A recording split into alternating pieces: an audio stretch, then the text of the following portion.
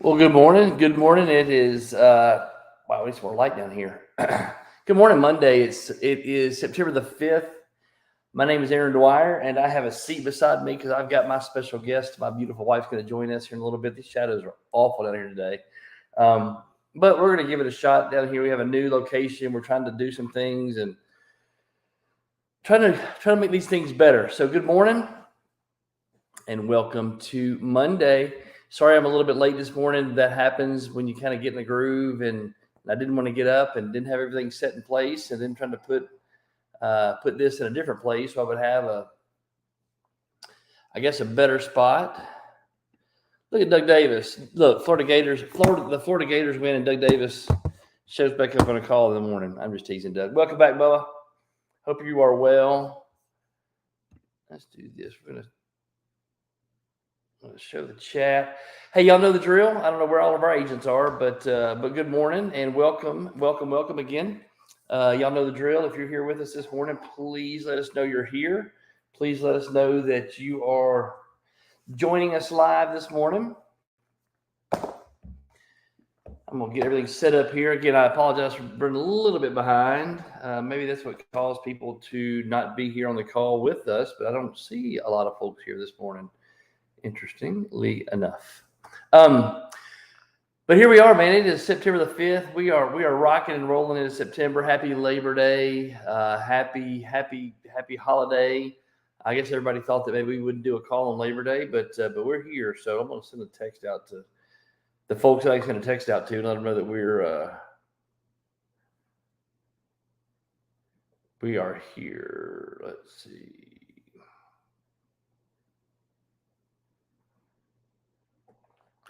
All right. Well, let's get started, man. I hope everybody had a great, man. It was college football weekend. We had a weekend full of fun, a weekend full of football. We had let's see. Let's do this. I can't see everybody. Y'all know where everybody is this morning. Weekend full of football. Weekend full of fun. We had a house full of friends over here, and house full of kids, and a lot of kiddos in the house. And we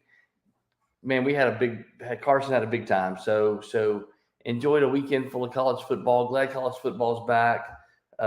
People in the South, your lives are now saved. We are now back in football mode. We've been so long and been in that. We've been in this mode. Hope that sounds better than it did because I didn't have the right mic on. In the South, it's one of those things and I guess it's like this in the Midwest too, and not everybody's like we are, but in the South, but SEC football is pretty important around here, and the Georgia folks love their football, so. We are here for a great weekend, or we had just had a great weekend. I'm trying to get I'm gonna be honest with you, I'm a little thrown off by the fact that there's nobody here this morning. So I'm being completely transparent with you. I'm not sure what's going on. I don't know if Facebook didn't announce it or they gave up on us or what happened, but we'll keep rolling and see what happens. It's interesting. Very interesting. So this morning, and Christy's going to join me in just a second. I think she's letting. I hear the pooches upstairs running around, so I think she's going to join in just a little bit. But after a great weekend, it's kind of hard to get back in the mode. You get these 3-day weekends. I guess people got out and partied too much last night. I don't know. But Doug, I'm glad to see you. Glad to see that you're up and at 'em, and that you're back at it. And maybe this conversation is just for you this morning. Hell, I don't know. We'll keep on going. But no, this morning I wanted to, the title of this morning, I don't even remember the title of it was, I do these things. There's no preparation at all. I just kind of just put on there what's on my heart, and what's on my heart this morning, and probably this is a conversation, y'all, just so you know, these calls are never prepared. These calls are never prepared. They are always off the cuff. It's either something that I got in my run, something that came to me as I'm journaling, as I'm reading, and there's a couple of things that I wanted to share this morning. from the Marcus Aurelius book, or from the Robin Sharma book. I got Marcus Aurelius on my brain. I just ordered a book of his. He's a Roman emperor, and apparently it's full of wisdom, so I can't wait to read it. But I digress. But I wanted to this morning. Let me go back so I can remember this call, because now I'm kind of, it's upset me a little bit. What is it taking to get you here? That's a good question. What is it taking to get you here? So I guess if you watch this later, since we don't have a lot of people joining us live this morning, this will be something that you can watch later. What has it taken to get you to this point in your life? What has it taken? What dark nights have you had to endure? What absolute joys have you experienced? What darkness have you been through? What wonderful relationships have you made? What have you done? What has gotten you to this point right here, right now at 6:30, 6:40 something Eastern time on September the 5th, 2022, the last September 5th, 2022, by the way, you're ever going to have. This is the only one that's ever going to be, the only one that's ever going to, that there's never going to be another one. What has gotten you to this point right now? As I'm thinking about this Marcus Aurelius quote that goes kind of like this. Well, I'll read it to you exactly. Because the gist of it is, it's awful. It's awful to quit when there's so much left inside of you. It's awful to quit when there's so much left in you. Let me get here to this quote, because he said it so much better than I said it. Let me find it here.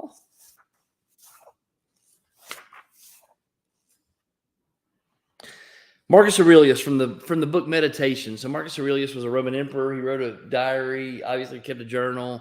The story is that he wrote this diary, kept this journal during one of the worst times in European history. European was dealing with a plague and a famine as part of the Roman Empire. He was the emperor, and so he wrote in one of his meditations, in one of the passages in this book, it says it's disgraceful for the soul to give up and the body is still going strong. It's disgraceful. What does it take? What is it taking to get you to this point in your life? Are you at a place in your life where you're ready to quit? Are you in a place in your life where you're ready to take off? Are you in a place in your life where you're present day on September the 5th, 2022, you're more worried about what happened in 2021. You're more worried about what happened in 1973. You're more worried about what happened in your past than you are being concerned with making this moment, this day, this the best day ever. And that sounds so cliche, making this the best day ever. But y'all, as you're watching this, I'm on my second month, I think. And I have been keeping up with it, kind of journaling this, but I believe I'm in my 6th, 7th, or 8th week, somewhere in there, of getting up at 3:45 Central or 4:45 Eastern. And it's getting easier and easier and easier and easier. It's becoming a habitual behavior for me to get up at 4:45 or 3:45 in the morning. And I get up. It's becoming habitual for me to go out and run. It's becoming habitual for me to sit down and do my journaling. It's becoming a habit for me, habitual for me to read in the morning. It's becoming habitual for me to have a morning routine that I do before anybody else gets up. It's becoming a habit to enjoy the silence, enjoy the quiet, because what is it taking to get me here? What do I owe the Aaron from 2002? What do I owe the Aaron from 1986? What do I owe the Aaron who was born March 16th, 1972? What do I owe him? Do I owe him every bit of energy and strength and intelligence that I can muster, or do I owe him just going through it a little halfway? Do I owe it to him just to go through it a little bit, to give maybe 50% effort, maybe 60% effort? What do I owe the Aaron who was involved, who had a life changing moment in August of 1998? What do I owe that Aaron?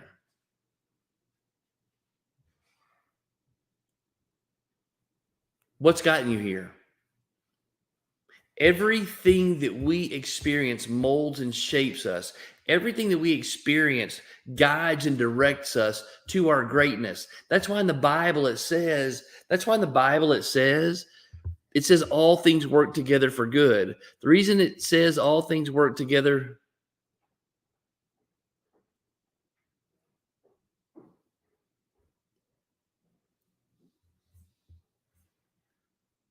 I don't know who all these people. I don't know who these. There's literally nobody from our company here. So somebody just, and thank you for the comments. I had to get out of the full screen because I wasn't able to see my comments. But my what I was saying is, what is it taking to get you here? What is it taking to get you to the point you are where you are right now?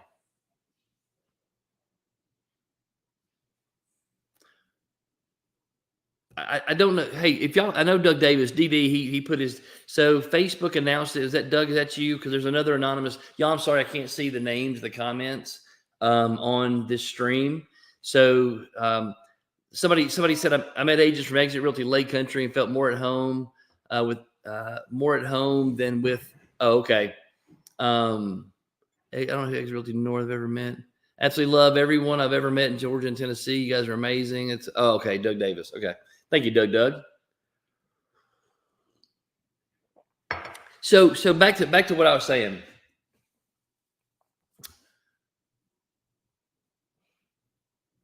What is it taking to get you here?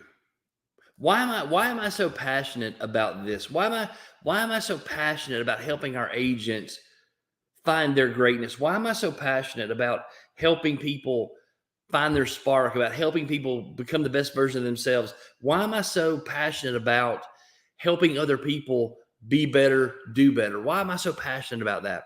It's not because I woke up one morning and decided I wanted to be a servant of the people. I woke up one morning and I decided, you know what? I care more about other people than I care about myself. It's not that. It's been a collection of experiences. It's been a collection of bumps and bruises and hurts and pains. It's been failed marriages. It's been bad relationships with my kids. It's been it's been story after story after story. It's feeding my kids out of a cooler for 2 or 3 months because I didn't have money to buy a refrigerator because an ex-wife and some of her friends came into the house and took appliances. It's because I watched when I pulled up to my house and I watched everything being sold out of my garage that I worked so hard to get by an ex-wife who decided she wanted to hurt me. I mean, it's those mornings where I wake up not knowing how I'm going to turn on the lights. It's those mornings those nights when I cried and I prayed and I pleaded with God, you got to take this away from me. It's real. This isn't theory. I didn't have it as bad as some people. I never was technically homeless. I always ate. My kids always ate. We always figured it out, but it's real to me. It's real to me. Going through the things that I went through to get me to where I am right now, the Aaron Dwyer of 1998, the Aaron Dwyer of 2002, the Aaron Dwyer of 2007, 2008, the Aaron Dwyer of 2017, the Aaron Dwyer right now, September 5th, 2022, owes that dude my best effort. This dude that's sitting here right in front of you right now owes that dude my best effort. I owe everything I've got. I should give everything I've got in my tank this 24 hours. I should give everything in my tank today to honor the guy that went through all that stuff back then. So what have you been through? What is it taken to get you here? What is it taken to get you right here at this spot?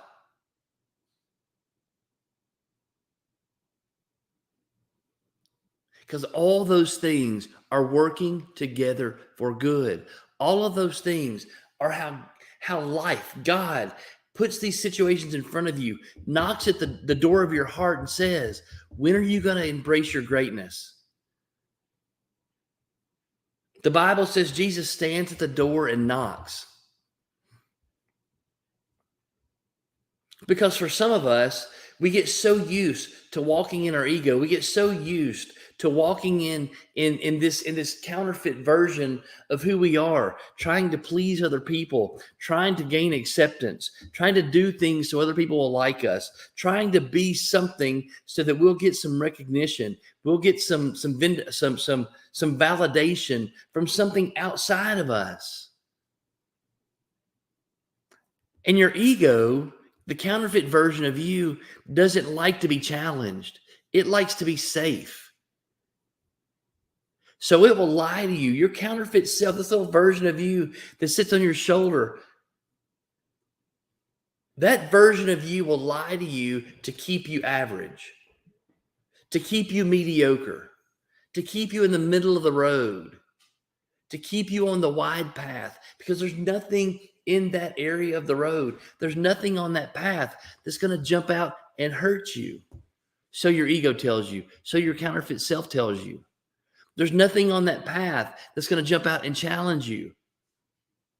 There's nothing on that path. So your ego talks you into being average, talks you into being mediocre. All the while, your greatness is knocking on the door to your heart. Your highest and best version of you is knocking on the door to your heart. It's saying to you, it's asking you, come to the door, open the door. Sometimes you get a glimpse of it too. Every now and again, you'll walk by the door and you'll see through the little windows in the door. You'll see somebody's at the door. You may even see there's a shadow at the door. You'll get a glimpse. Somebody will walk by you. They'll speak life into you. Doug Davis, somebody will speak life into you. And your emotions will connect. Your emotion will connect to that person. You'll go, oh my gosh, that's why you're here. You had a moment in your life where your life intersected mine and Christy's. And when your life intersected mine and Christy's, there was some life that was spoken into you. And when life got spoken into you, it emotionally, you connected to that. And then things went to shit because sorry. And then maybe things went to shit. Maybe things spun out of control. Maybe things got bad because you had to get some other parts of your life situated. And that's okay. We all deal with stuff. We all deal with stuff. But the path to greatness is not connected to your past. Your path to greatness is not tied to the anchor of who you were yesterday. The path to your greatness is forward. It's forward momentum. There's nothing back there. I may not know where I'm going, but I know where I've been. I may not know what it's going to look like out there, but I know what it looked like back there. And all of those things have worked together for good. All those things have worked together to prosper me. All those things have worked together to make me better. You want to flick on those other lights. It's a lot of shadows. And it's just me, you, and Doug. There's nobody on the call. That's all right. So, you know what? We're here for Doug. but flick on the no over there. Yeah. Where? On the other side of the wall. He said there's no one to call. No, well, that's too bright. That's way too bright. There you go. Woo, that hurt my eyes. My eyes. The eyes. They're burning.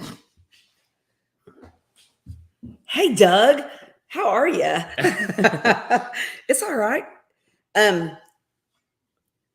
Just keep go. I can't see this. I can't see the words. What words? The word on that screen. Why? I met agents from Exit Realty Lake Country. Those words on the screen. Keep going. It's all good. Keep getting here. Come on. I feel like we're so far away from the camera. Doug, do you feel like we're a long ways away from the camera? I feel like we're a long ways away from the camera. Well, the camera's a long way away from us, but it is a long ways away from us. It's all right. We got this. We got this. So I missed what you were talking about. Let's keep going. I don't want to interrupt. Start too late. It's already interrupted. Perfect. I love interrupting and then getting play. You should have said, "No, honey, you didn't interrupt me." But you did actually. Said. It's what it is. It is. So still, sorry, our dogs are interrupting us and everything else. Just tell me at least what you were I talking promise about. you, if you'll start talking, it'll work out. I need to know my topic. You what's over on your heart. Okay. So, Doug, I told you. So, when you guys are watching later, we've got a guy on here, Doug Davis, who, for those of you who are new in our company and haven't met him yet, he joined us in Savannah last year and just kind of became part of the family. He's actually an agent. He was an agent with Exit Realty out of Alabama. He sends me a message the other day and says, I renewed my license. Now, I haven't, Doug, how long has it been since we've talked? I mean, it's been, we touch base occasionally, every couple of months or whatever. But he just sends me out of the blue a message that he renewed his license. And I said, good, because you work too hard. And for anybody on here, I mean, when you work so hard to achieve something, and it's that, again, when I talked about it last week, that personal commitment to yourself. You're not making a commitment to anybody else. I mean, am I happy? Am I glad that he did it? Absolutely. Because I think real estate's a fantastic industry when done properly. And I think there's a lot of people out there that make people not want to either be part of the real estate industry, or they make people not want to engage with people in the real estate industry. And that's something that we actively try to fix and are trying to change. I don't even know which end of the camera she's looking at it there. Which am I looking at the right? Am I looking the right direction? We do this every morning. I know, but anyways, sorry. Pull that over here and I can see it closer. Anyways, so my bad. Maybe I should just drink a little more coffee. But we learned that last week. And this is kind of a continuation of that same conversation from last week when we were in Nashville for GAR, is the culture is so lacking in so many, and even though they want it, they use culture as a noun, as a non-living noun. Like, oh, we've got great culture, like it's a phone. Like, as long as we've got it, here it is. We're just going to lay it right over here for a minute. And we use culture as a living, breathing. It's a verb. It's a verb. It's an adverb. It's an action. We culture. It's almost a pronoun, honestly. We culture. It's what we do. We culture. It's what we do. And that is so important to us. And it doesn't even matter to us. Our culture is not just with agents within our company. Right. Our culture is with the agents we interact with. Our culture is with other exit offices. Our culture is with other exit agents. It is so, we protect that equally as much as we protect anything else within our company. And I don't know that I was thinking about going this direction this morning, but I didn't think you were either. But one of the things that, so Doug sends me a message and says, I renewed my license. And I was like, fantastic. Because honestly, if I had found out, Doug, I didn't know his license was up for renewal, but if I'd found out that it had come and gone and you had not renewed your license, in fact, I probably would have come and hunt you down myself. But so I'm glad you did that. But so that kind of got me thinking, Saturday night, for those of you, so now I'm getting to where I was going. Y'all, opening weekend of college football. Does it get any better? I mean, seriously, does it get any better? And yesterday morning when I woke up after watching the Georgia Bulldogs obliterate, and I mean obliterate, Oregon. Bad. Like, I was hurting for them. I was like, y'all just start faking injuries. Just start faking injuries, okay? I mean, it's that bad. And it's not that they were that bad. It's that Georgia Bulldogs were I think with that big of a gap in the score, it had to be a combination of they were just that bad. I don't know. Georgia Bulldogs were just that good. Preseason ranked number 7. Oregon was? So Utah was. Oregon was ranked preseason. That was Utah. Utah was ranked number 7. Oregon was ranked, I do believe. They had a preseason rank, but maybe it wasn't. Good morning, Cynthia Porter. Hey, Cynthia. How are you? New golden child on the scene. Golden child on the scene. Yep. So working that way. So we get up yesterday morning, we're talking, and so many times. So we're talking about Georgia obliterating Oregon, who is typically a team to be reckoned with. I mean, they are not an easy win. They're not. You don't look at Oregon on your schedule and say, "Oh, that's an easy one." Mm-hmm. Like some people might say, like on upset week, whenever they're like, the reason why upset week is because the teams that people are thinking are going to win just go in thinking they're going to go on cruise control, and the team that they're playing that nobody thinks is going to win is giving it 150% the entire time when they're on the field. And that's why it always ends up being upset week. But so we had a basement full of kids, y'all. When Logan and Lainey were growing up, my two oldest kids, my whole house, well, not so much with Lainey because she didn't really like people, kind of like her mom. She liked some, but we typically did our stuff like with her friends, like in the gym, cheerleading, trips, yada yada. So Logan, on the other hand, I had there were Saturday mornings after Friday Night Lights because Logan was one of the football captains. I would walk through my basement and just be stepping over bodies just because they were like all the guys would come and crash in the basement. And that was kind of, I didn't walk down here yesterday morning, but I know that's what it was because I kept seeing them descend from the basement and then they would go leave. Yeah. So we had a house full of kids over here, and it just did our hearts good. It did my heart so good. But anyways, that's another story.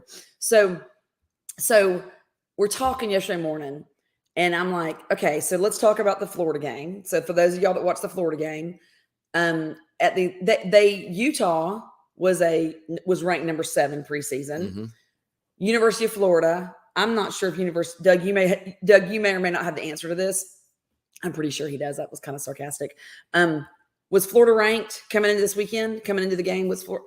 Florida's normally ranked. I can't imagine they weren't. Anyways, I don't think they were ranked. Florida wasn't ranked. Back in my day, of from the time I was in middle school, which was called junior high then, which was 7th, 8th, and 9th grade, all the way through my high school years and even into college, University of Florida was a force to be reckoned with. They had a name. They had a dynasty feel about them before Alabama became the big dynasty that they are now. And I remember growing up, my best friend in middle school was Layla Reeves, who, for those of you that don't know who John Reeves is, he was a University of Florida quarterback. Then he coached for them. He was very close with Steve Spurrier. So I spent a lot of Saturdays in the swamp, in the heat, by the way, not in a swamp or in the swamp? In the swamp. Oh. The swamp, the Florida Gators. Okay, anyways. So I spent a lot of Saturdays in the swamp. Like Shrek. In the heat, like in the hot section. Donkey. Like we'd look up at Layla's mom up in the box, the air conditioner that had the food and drinks. Why didn't y'all go up there? Because we couldn't get in. They wouldn't let us come up there. Her mom knew the deal. Good parent. That was good parenting. That was good parenting. They made us sit out in the heat. They wouldn't let us up in the boxes because I guess she didn't want her daughter to see her drinking, I guess. I don't know what the reason was. I don't think her daughter knew she drank. I'm sure she did. And if she let us up there, we would have known that she drank because she was the mom that always just made bran muffins and picked us up from school late because she thought that it was still just 350 because that's the temperature that was on the oven. That's a whole nother story. But anyways, love her too. Anyways, so I said to him, people like even the win that Florida has. So for those of y'all that didn't watch the Florida game, the Florida game was a win of, I would say, sheer luck, but I don't really know. I said to Aaron yesterday morning, the Florida game was proof that defense can win ball games. Because everybody says you can't win a ball game with defense. Yeah, you can. Yeah, you can if your defense is good enough. Because what the defense can do, you can, and Aaron said this, in any sport, you can have a fantastic offense and still not win ball games and championships if you don't have a fantastic defense. You have to have a fantastic defense. You can have a mediocre, an okay offense that can score points and a fantastic defense and still win games and maybe even championships. Because the defense, and when I use, for those of you that hear us talking about, and I use my 85-10-5 rule, which is, and sometimes I use 80-15-5. I told him yesterday I'm going to change it to 85-10-5 because I want it to be that, because I think that's a better fit. 85% you operate in your strengths. 10% you operate in those areas where you're improving. You know that it's not your really good strengths. You're not super, super good at it, but you're improving and you're making headway. 5% is a weakness. And if you just ignore that 5% and I call that 5%, that's your defense. It really is your defense. Your weaknesses are your defense, because Those are the areas where someone can come in and blow you out of the water.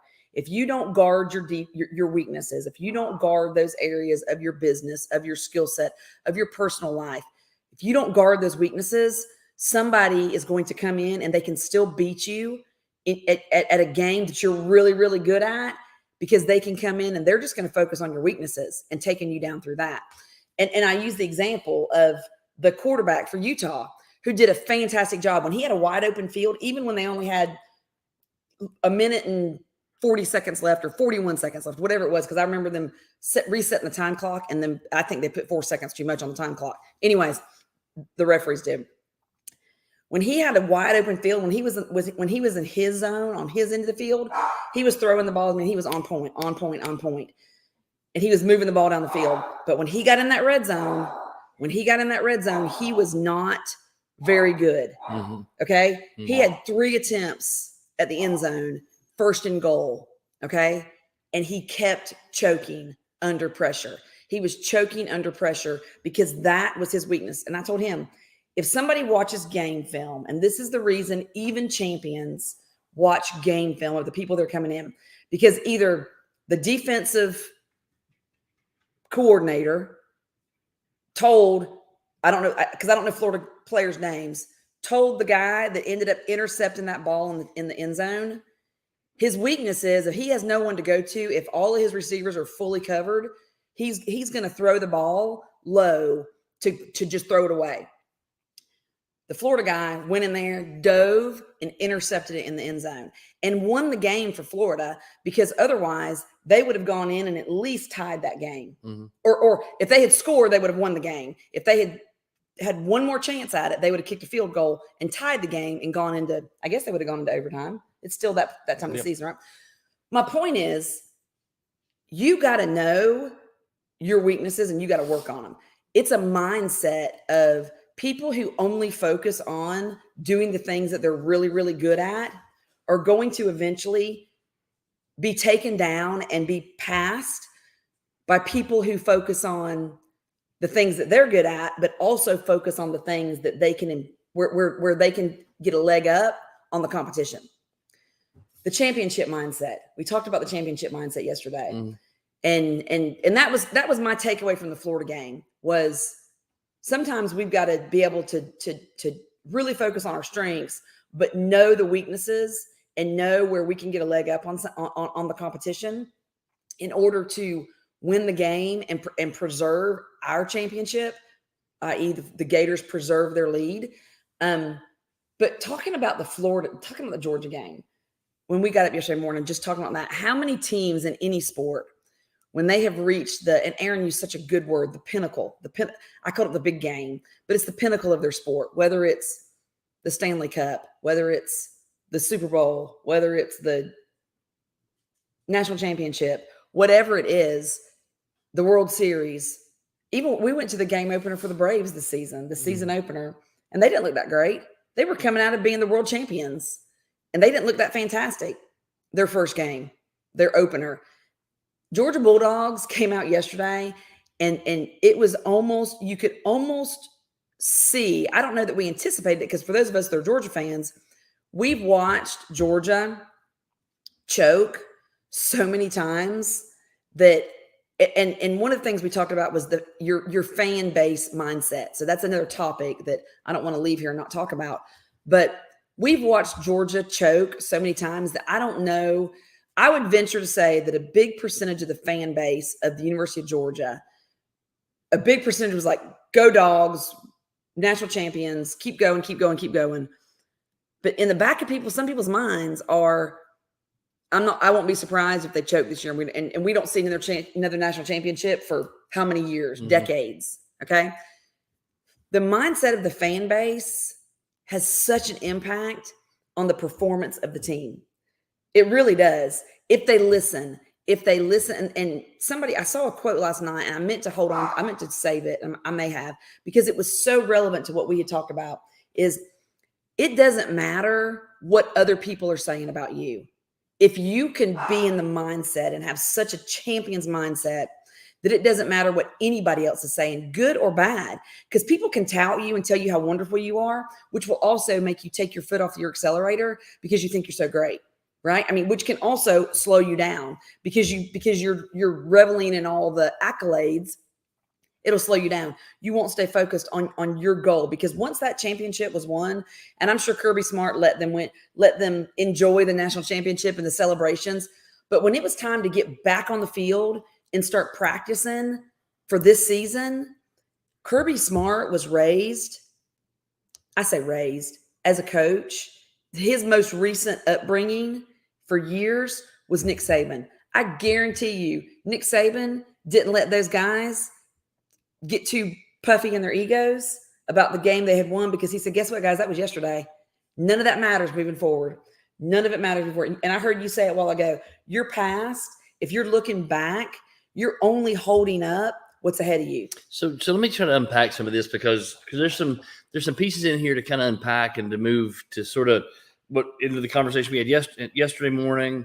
It's kind of the conversation that we were having before, Christy came down.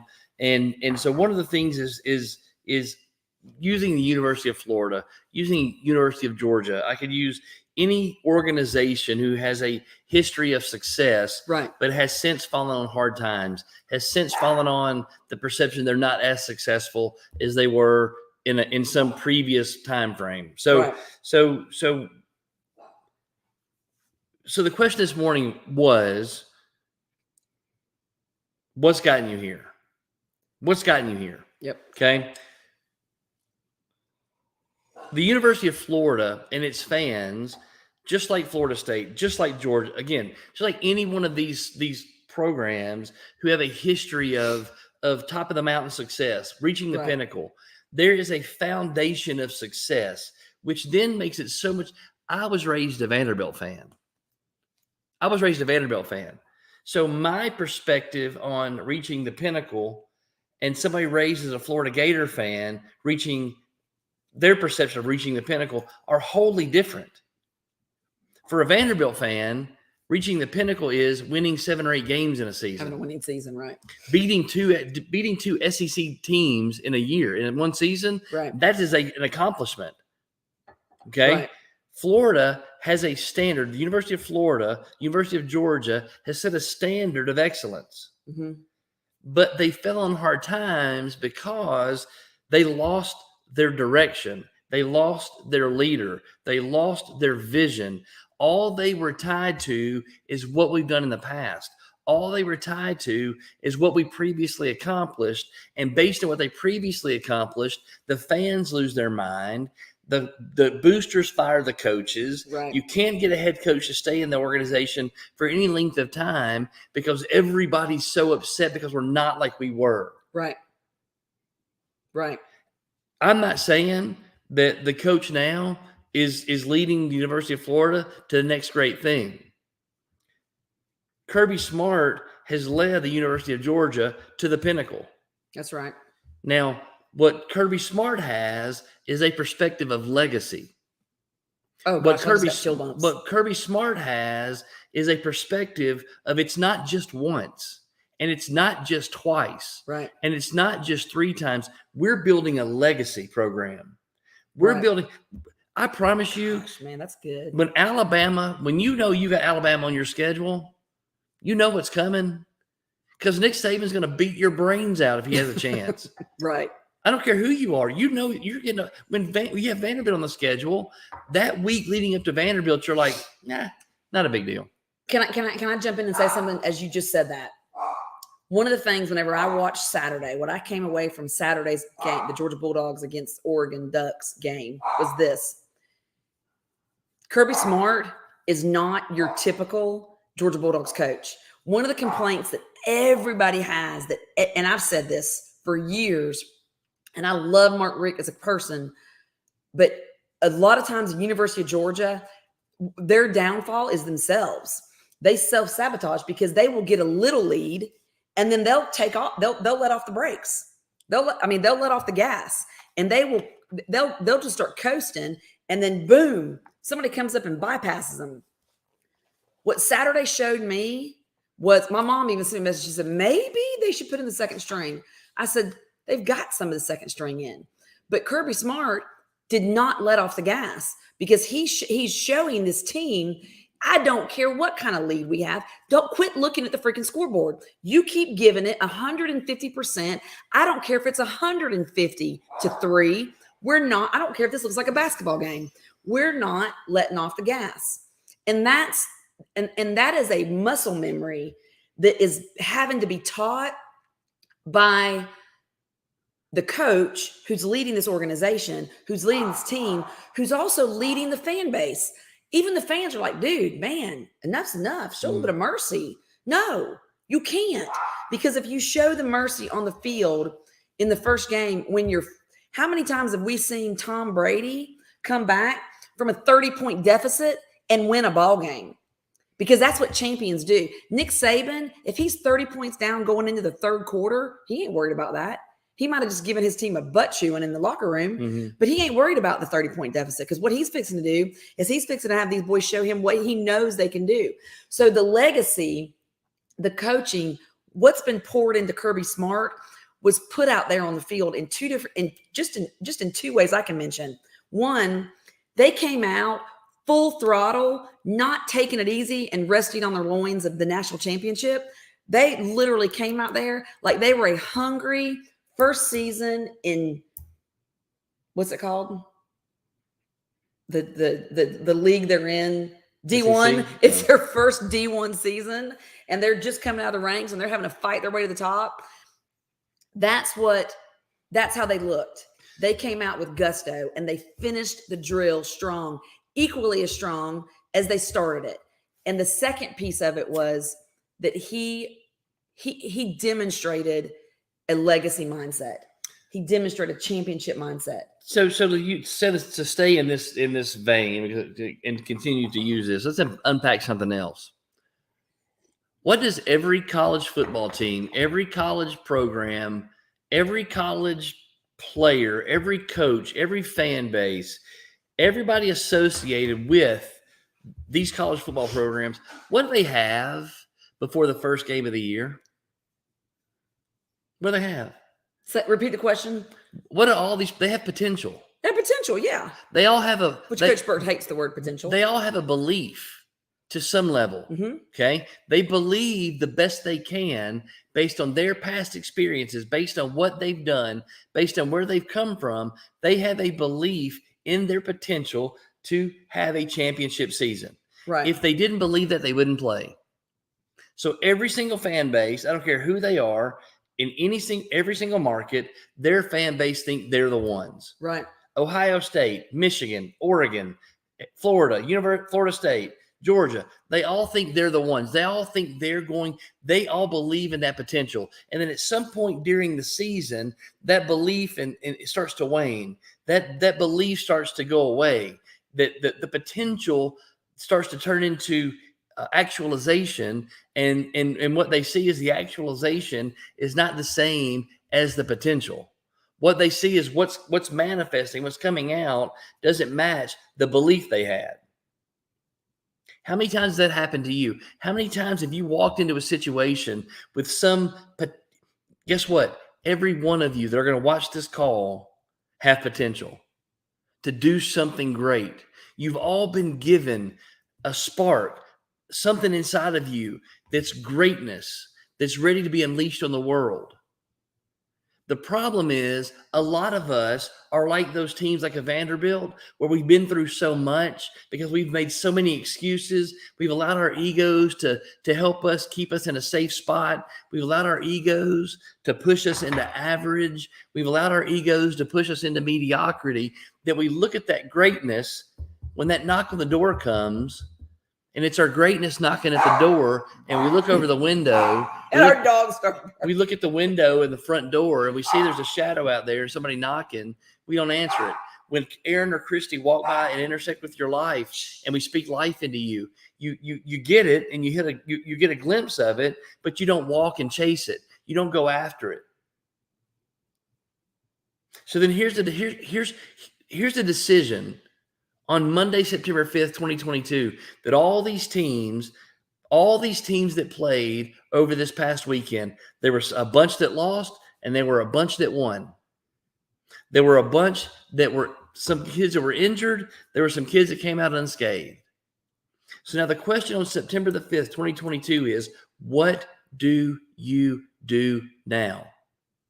Have you been through all the things you've been through to quit? Have you been through all the things you've been through to rest on your laurels and say, because we won in week 1, this is the best it's going to get? Do you rest on your laurels and say, we won week 1, this year's going to be a cakewalk because we beat Oregon 52-7? This is going to be a cakewalk of a season. So Monday practice is going to be super easy. I'm not going to give my best effort on Tuesday. I'm not going to give my best effort on Wednesday. I'm going to get into this mode of mediocrity because we're so much better than everybody else. When greatness knocks on your door, are you going to answer it? Are you going to do what it's going to take every single moment to be able to look into your past, to be able to see the person that you were, to be able to go through the things that you went through, to be where you are right now, and not shortchange that?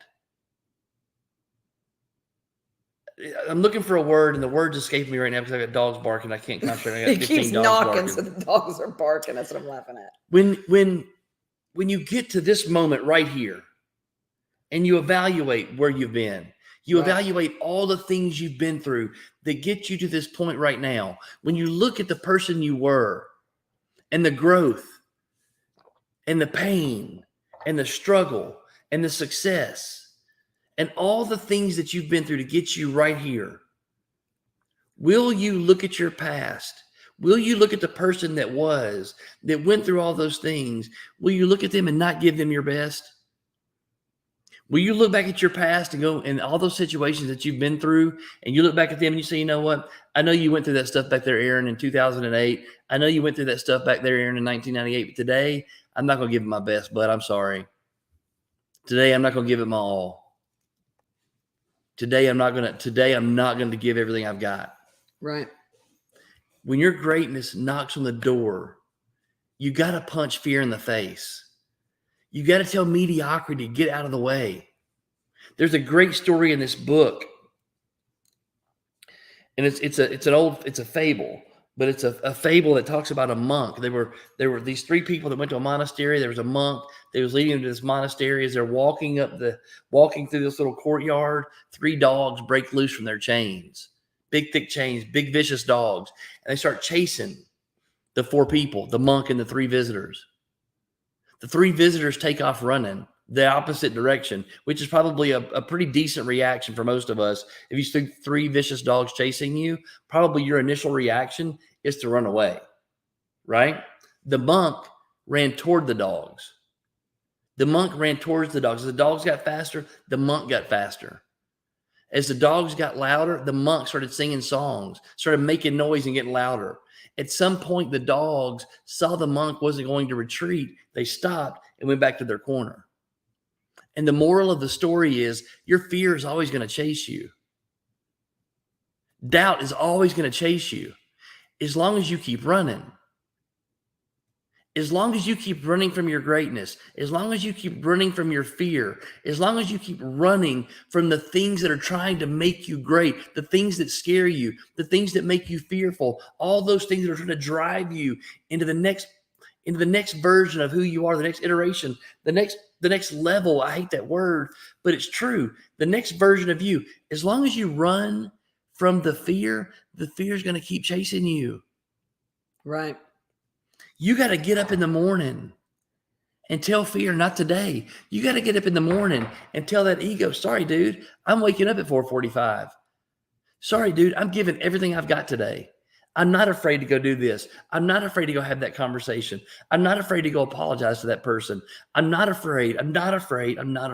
Right. And the more times you're able to chase those dogs back into the corner, the more times you can look at the monster in the eye and tell the monster, I'm not afraid of you. Y'all remember this in Christmas with the Cranks? This is a great analogy. In Christmas with the Cranks, they had the big Frosty downstairs, and the big Frosty downstairs was by the furnace. There was like a monster, and the kid was afraid. Mm-hmm. And they thought, where was that Home Alone? One of those. It might have been Home Alone. The basement furnace made these really loud noises. There was a big giant frosty head in there. And the kid was scared to go into the basement, or maybe it was, I don't remember. It was one of those movies that the he gist stops and was, the watches. gist was, there's a monster in the basement. Right. And because there's a monster in the basement, I don't want to go in the basement. And so that fear grows and grows and grows and grows. It keeps you from going in the basement. It keeps you from doing things you need to do because I'm not going in the basement because there's a monster down there. Some of us keep our monsters in the basement. We willingly and knowingly keep our monsters in the basement instead of walking downstairs, looking them in the eye, saying, "Not today, bro. You got to go. Right. Not today. You haven't been through all the things you've been through to walk around being scared." The Bible says you've not been given a spirit of fear. Right. You've been given the ability to conquer. You've been given the ability to beat back those fears, to beat back those monsters, to go after your greatness, to go after the things that you're supposed to go after. So when you're looking at this weekend and you're looking at all these kids, you're looking at these games, you're looking at all the things that they go through to be on that stage, to be a gladiator and to fight on that field. Right. We praise them. We honor them. We lift them up. Hell, we put a whole lot of pressure on an 18, 19, 20-year-old that we probably shouldn't. Correct. We put a whole lot of stuff. This fandom thing that happens, we put a whole lot on these kids.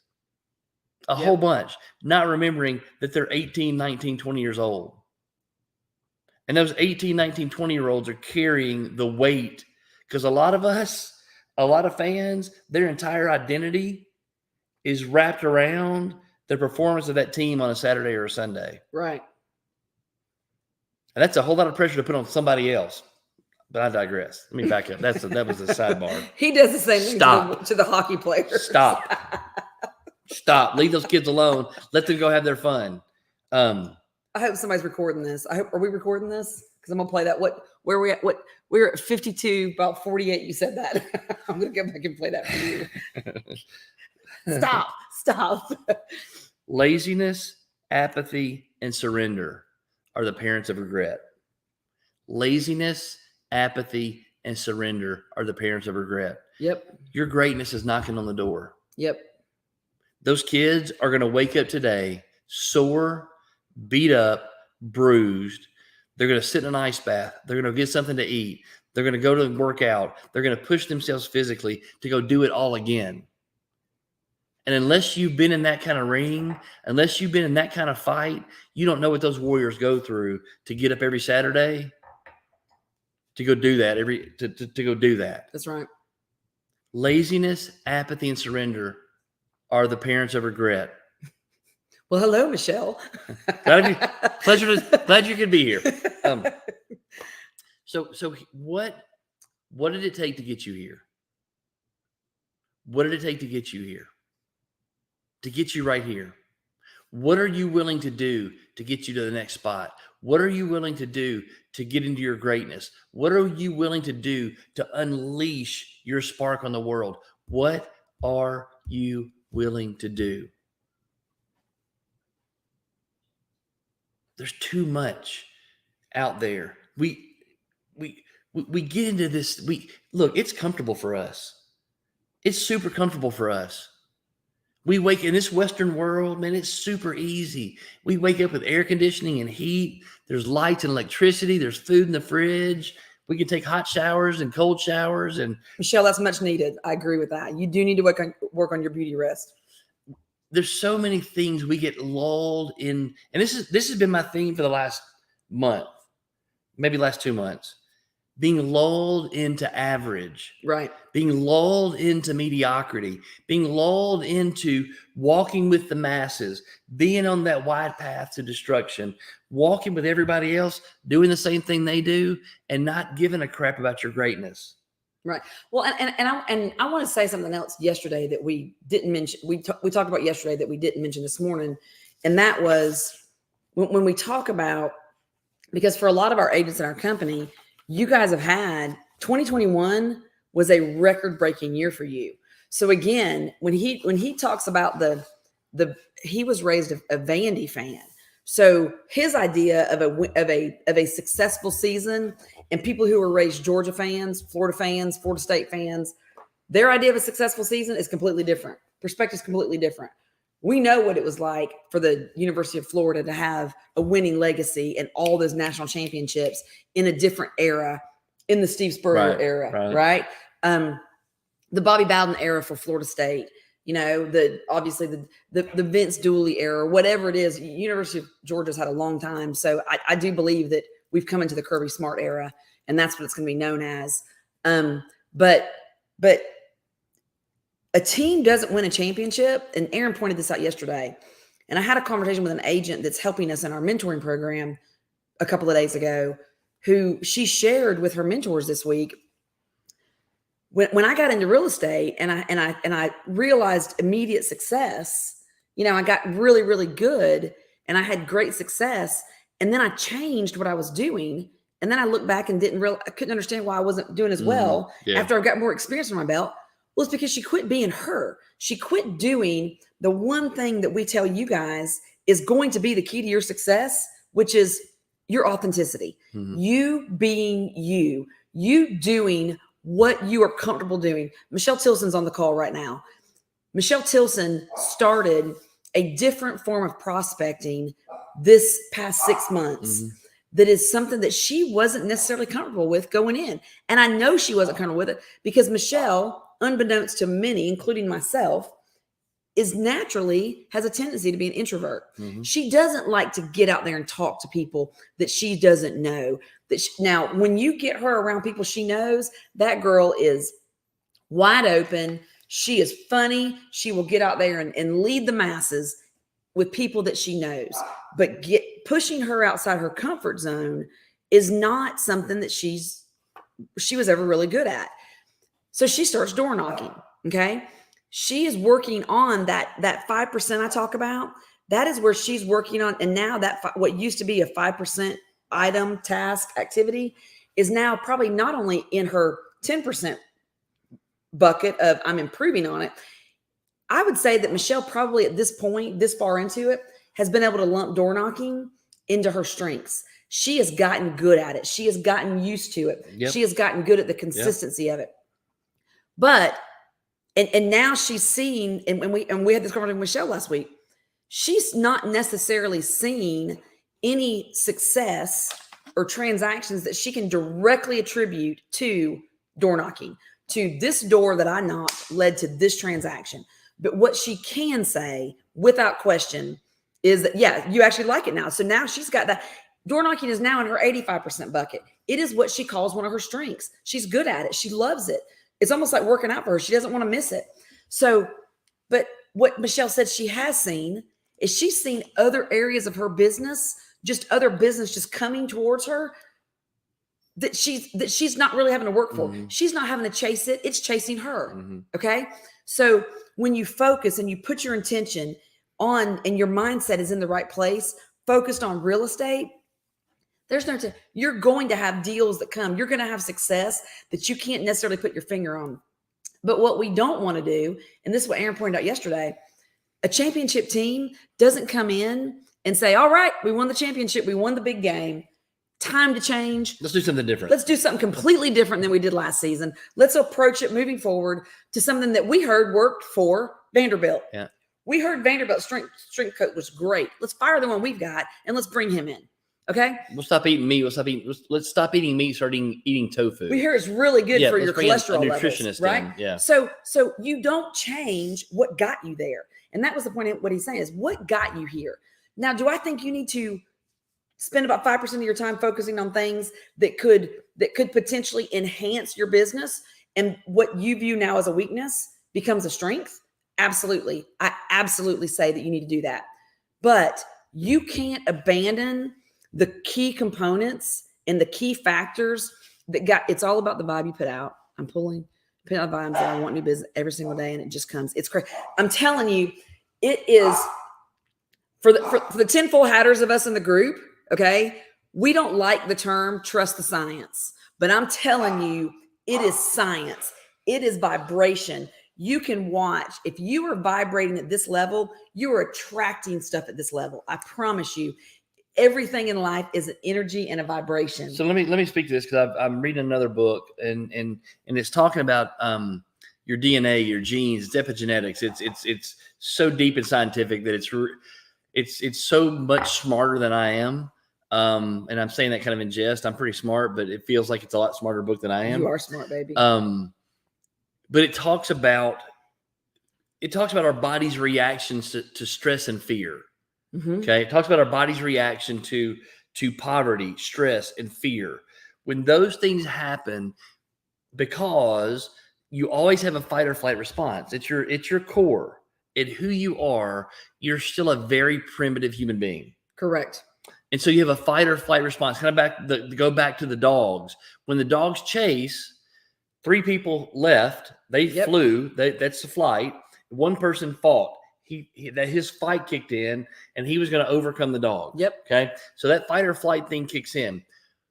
When you operate in stress and fear and worry, you get very tunnel visioned. Mm-hmm.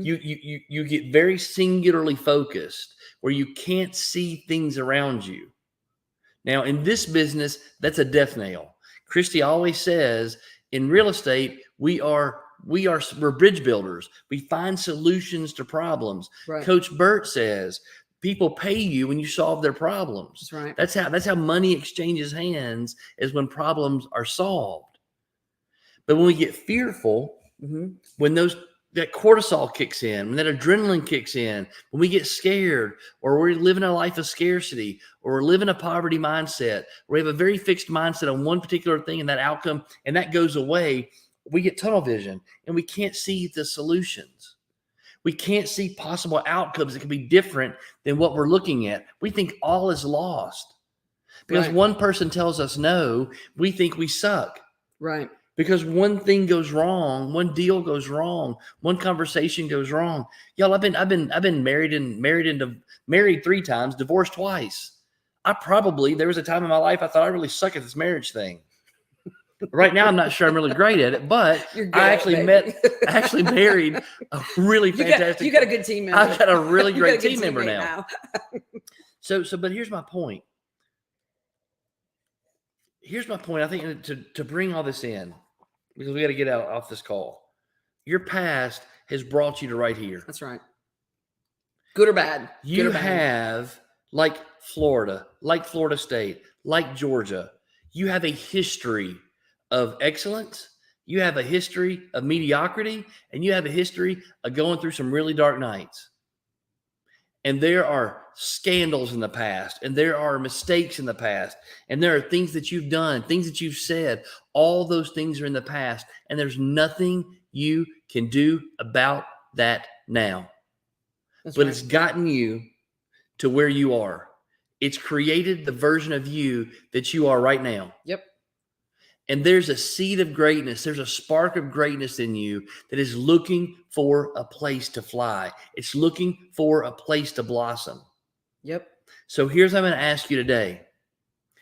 If you're fearful, if you're scared, if you're living in a feeling of lack, you have a very, very, you're in tunnel vision right now. I mean, you're looking at one little thing. Success, her gift in the real estate business is she never sees just one solution. She sees infinite ways to get to the same result. She sees hundreds of possibilities to make this happen because she doesn't live in a scarcity mindset or a poverty mindset. She's always looking to help the other person get better. She's operating in her gifts. Success is in the solutions.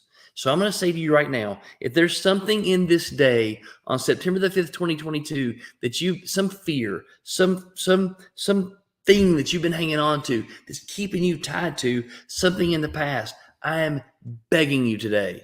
I'm challenging you today. Go back to that past, look it in the face, look that monster in the face and say, not anymore. I'm done with this. Right. If it's a bad habit, if it's if it's a conversation that you should have, if it's forgiveness that you should give, if it's something that you should do to get you untied to the past, I am challenging you today, go do that. Because I promise you, getting up at 3:45 in the morning sucks, but it's sucking less. Getting up, we went to bed at what time last night? 12:20. 12:20, 4:43, out of bed. Water on my face, clothes on my body, out the door, and I'm running before 5 o'clock. It's easier. I don't complain about it now like I did even 6 weeks ago. Right. It's like it's just part of what I do. Right. Michelle hated door knocking. Now she's okay. You got to look this fear, look this challenge in the face, and say, not anymore. I got greatness to give. Yep. I got places to go. I got things to do. I got lives to touch. I got people to change. Yep. I got things to do. Don't know where you are in your life. Don't know what this means to you. Don't have any idea. All I know is that we love every one of y'all. And every single person that gets on these calls, either in the morning or at some point in the day, some point at night, watching it a year from now, we love you. And there's greatness in you. So let me say this, and then we'll let you go. Okay. Unless you want to say something. Nope, I'm good. I'm good. Just because you can't see a solution doesn't mean one doesn't exist. Just because you can't see the solution right now doesn't mean a solution doesn't exist. Okay? Kick fear in the face. Look at that monster, tell them not today. Open up your vision. Get your peripheral vision back intact. Get your heart's peripheral vision back intact. There's going to be a conversation today. There's going to be an encounter today that's going to remind you that's the path I'm supposed to be on. I may have had something to say. Okay. I didn't. I knew she did. On that exact same note, we had a conversation. Again, it's science. It truly, there is scientific proof and evidence, and people, even in our company, that have experienced this exact same feeling of what he's talking about. Anthony told us a story about when he took his mom to a concert, and then he was leaving to go to the beach with Courtney's family. And he took his mom to the concert, and then he drove that, and he was driving that night, I think, to Myrtle Beach to be with Courtney's family because they'd already gone and they were at the beach. So he stopped and drank I don't know if it was a Red Bull or if it was something that was like 10 times worse. But he said he literally pulled over on the side of the road because he thought he was going to have a heart attack. And when you talk about stress and fear, and those same emotions generate that adrenaline that puts all that pressure on your heart, that generates the same adrenaline that a monster drink, a high caffeine monster drink will do. Yeah. And he literally said, I couldn't see, but it almost felt like he drank 2 5-hour energy drinks. Okay, so Carrie knows about it. He said he literally could only see. It looked like he was looking through a tube. He said he could not, his peripheral vision was gone, like completely gone. He pulled over on the side of the road, wasn't sure what he was going to do. He had to sit there. And he said a 4.5-hour drive turned into like a 7 or 8 hour drive because he had to pull over on the side of the road and let it wear off in order for him to proceed forward. He had to stop, let it wear off, let it calm down. Yeah. He said, I wasn't sure if I was having a heart attack. I wasn't sure. He said, I've never felt anything like that. But that was the way he said he described it. When he was telling us about it, he was like, I felt like I was literally looking through a tube because I couldn't see anything else. All I could see was that tunnel. So that same feeling is what's generated by fear, stress, anxiety. Mm-hmm. It gets your whatever that adrenaline is going so much that you really can't focus on the solutions. He was like, I didn't even know what to do. Like I didn't even know how to drive. Like I didn't know where I was going. So you can't think rationally. You can't make a rational decision. You can't be logical when you are in a state of that. So when he says, anytime something's, we face those things, or you know what you can do? And for a lot of people, this is hard. It's easy to say it, but it's hard to do it. Just let it be in the past. You can't change it. Mm-hmm. Just look forward today. Some people, it would potentially make it worse to face it. And I'm a firm believer you do have to face it at some point. But in the interim, sometimes you just have to say, okay, I'll deal with this later. I'm going to set this right over here. And I'm going to face today with everything I've got. Mm-hmm. That's what I'm going to do. And then there's going to come a point when you can start to use your word, to unpack some of these other things, but you don't have to do it today. You don't have to do it all at once. You've got to be able to, it's kind of like cleaning up a room or a house that you've just let go and let build up. One room at a time, one box at a time. Yep. You carry one box at a time out.